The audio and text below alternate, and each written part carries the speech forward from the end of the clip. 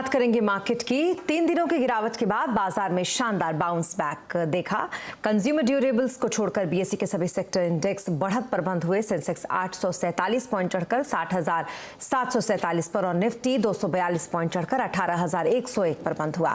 सुमित से समझते हैं मार्केट का हाल। सुमित, बताइए आज मार्केट में सेक्टर्स का कैसा हाल रहा, कहां पर सुस्ती कहां तेजी? देखिए, आज एक बढ़िया तेजी बाजार में रही और अक्रॉस द बोर्ड बाइंग आपको आज दिखाई पड़ेगी। Front line, mid cap, small cap सब में एक अच्छा मूव था। तो पहले निफ्टी के टॉप गेनर जहां पर M&M लीड कर रहा था 3.5% की तेजी। TCS नंबर से पहले 3.5% का उछाल। SBI लाइफ 3% ऊपर और HCL टेक IT स्पेस के नंबर से पहले करीब 3.5% की तेजी के साथ बंद हुआ। गिरने वाले शेयरों में टाइटन नंबर्स के बाद जो 2% का फॉल। बजाज फिनसर्व में प्रेशर जारी है। बजाज ऑटो 0.5% नीचे और HDFC लाइफ करीब 0.5% के आसपास का फॉल। यहां पर भी रादर प्रॉफिट टेकिंग कह सकते हैं देखने को मिली। मिड कैप में L&T फाइनेंस होल्डिंग 5.5% की तेजी। मैक्स हेल्थ केयर 4% ऊपर, परसिस्टेंट करीब 4.5% ऊपर और अदानी विल्मर एक समय पर सर्किट करीब लेकिन 3% ऊपर जाकर बंद होता हुआ दिखाई पड़ा।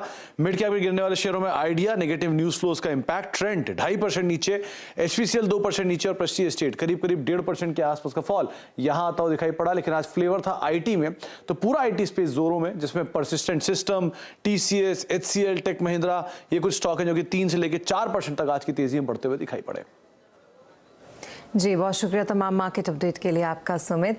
तो ये तो रहा मार्केट का हाल। और डायमेंशंस कंसल्टिंग के CEO अजय श्रीवास्तव का कहना है कि फिक्स्ड इनकम में बेहतर रिटर्न का समय आ गया है। उनका ये भी मानना है कि आगे आने वाले समय में सही समय पर सही निवेश से अच्छे रिटर्न्स मिल सकते हैं।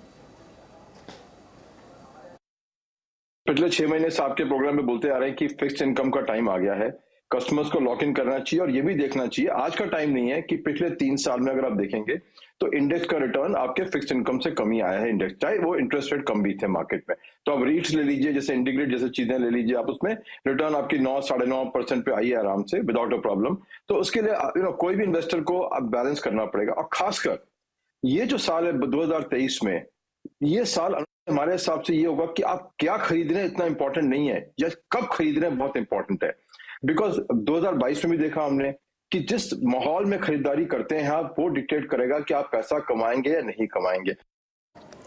और टैक्स से जुड़े पुराने विवाद निपटाने के लिए एक और मौका मिल सकता है। सूत्रों के मुताबिक सरकार विवाद से विश्वास और सबका विश्वास जैसी सफल एमनेस्टीज स्कीम का पार्ट 2 लाने पर विचार कर रही है। इस खबर पर ज्यादा डिटेल के लिए हमारे साथ हैं आलोक प्रियदर्शी। आलोक, बताइए टैक्स से जुड़े पुराने विवाद को निपटाने के लिए आपके पास क्या कुछ एक्सक्लूसिव जानकारी मिली है जिसका ऐलान बजट में हो सकता है? देखिए, देश के अलग अलग कोर्ट और अपीलेट अथॉरिटी में टैक्स के पुराने विवाद मामलों को निपटाने के लिए सरकार टैक्स पेयर्स को बजट में एक बड़ा मौका दे सकती है। CNBC आवाज को सूत्रों से जानकारी मिली है कि सरकार एक ऐसा विंडो ओपन कर सकती है जिसमें सेल्फ डिक्लेरेशन देके जो टैक्स पेयर है वो एक तरह से कहें तो पुराने विवादित केसेस से राहत ले सकता है। अगर बात करें तो जो 2019 और 2020 में सरकार एमनेस्टी स्कीम लेकर आई थी, इनकम टैक्स के लिए विवाद से विश्वास स्कीम और कस्टम ड्यूटी से जुड़े मामलों के लिए सबका विश्वास लीगेसी डिस्प्यूट स्कीम, इन दोनों का पार्ट 2 का ऐलान किया जा सकता है इस बार बजट में। अगर देखें तो जो इनकम टैक्स की स्कीम हो सकती है उसमें मैक्सिमम 20% का पेनल्टी देकर अगर कोई भी टैक्स पेयर चाहे तो अपने सेल्फ डिक्लेरेशन देकर और बकाया टैक्स और इंटरेस्ट का पेमेंट करके पुराने केसेस से निजात मिल सकती है उसको। वही इससे कुछ इसी तरह की चीज़ कस्टम ड्यूटी से भी जुड़े हुए जो पुराने मामले हैं उसमें की जा सकती है। सेल्फ डिक्लेरेशन के बाद जो क्लासिफिकेशन, वैल्यूएशन और एग्जम्पशन से जुड़े हुए जितने भी डिस्प्यूट्स हैं उसका निपटारा किया जा सकता है। तो सरकार को लगता है कि इससे करीब एक तरह से देखें तो 38 से 40 हज़ार करोड़ रुपए की कमाई हो सकती है, क्योंकि अगर देखें पुरानी जो एमनेस्टी स्कीम आई थी विवाद से विश्वास, उसमें सरकार को करीब 54,000 करोड़ रुपए की मिले थे और जो सबका विश्वास स्कीम थी उससे 38,000 करोड़ रुपए मिले थे। कुल मिलाकर 92,000 करोड़ रुपए की अर्निंग सरकार को रेवेन्यू कलेक्शन हुआ था। तो कुल मिलाकर सरकार का जोर इसी बात पर लेके है कि एक तो ईज ऑफ डूइंग बिजनेस को इससे बढ़ावा मिलेगा और दूसरी तरफ से रेवेन्यू कलेक्शन को भी बढ़ाया जा सकेगा। तो कुल मिलाकर कुछ सरकार ऐसी स्कीम्स का पार्ट 2 लाने पर इस बार बजट में विचार कर रही है। जी, बहुत शुक्रिया तमाम डिटेल्स के लिए आलोक जी आपका। और डिजिटल रुपया का दूसरा फेज होने वाला है।